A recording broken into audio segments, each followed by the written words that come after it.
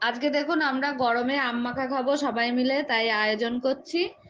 এই যে আমাদের কিন্তু 3টা আম গাছ, তার থেকে একটা আম গাছ থেকে আম পাড়ছি। আমার জামাই আম পাড়ছে, পাড়তে পাড়তে প্রথমে তো পাড়তেই পারছে না, তারপরে যাও বা দুটো পারলো, তাও আবার একটা ফেলেই দিল ড্রেনে। আবার আমরা চেষ্টা করছি, করতে করতে তারপরে 4টে আম পাড়া হলো। পেড়ে এবার আমরা মাখবো। আমরা এখন 4টে আম পেড়েছি। এই 4টে আম পুড়িয়ে নিয়ে এবার আমরা ভালো করে ধুয়ে তারপরে এটা মাখা করব।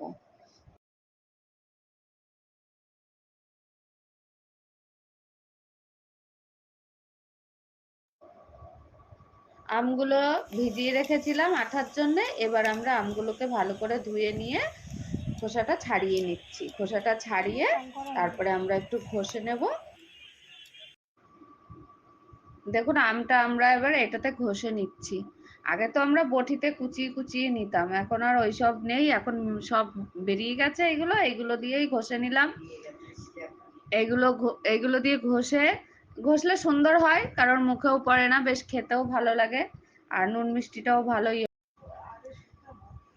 এই যে আম মাখায় সর্ষে বাটা দেব, সর্ষে, কাঁচা লঙ্কা আর লবণটাকে শিলে বেটে নিচ্ছি, নিয়ে তারপরে আমটার মধ্যে মাখবো। এই গরমে এমনি ভাত তরকারি মাছের ঝোল খাওয়া যাচ্ছে না বেশি একটা। আমরা তো বেশিরভাগ টক ডাল আর মাছ ভাজা বা কোনো আলু ভাজা, কোনো ভাজা এসবই খেয়ে যাচ্ছি।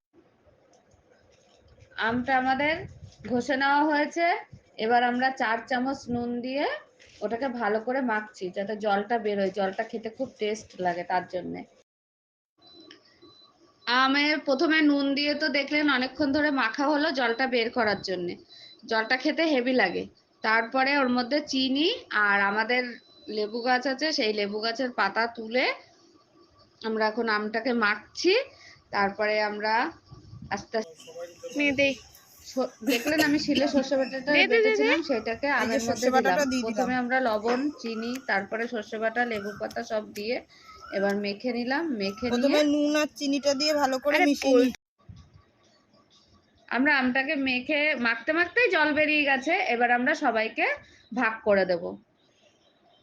এবার ভাগ করে আমরা খাবো। আমরা অনেকে আছি, তার জন্য ছোট ছোট কাপের মধ্যে করে আমরা দিচ্ছি, যাতে সবাই পায়।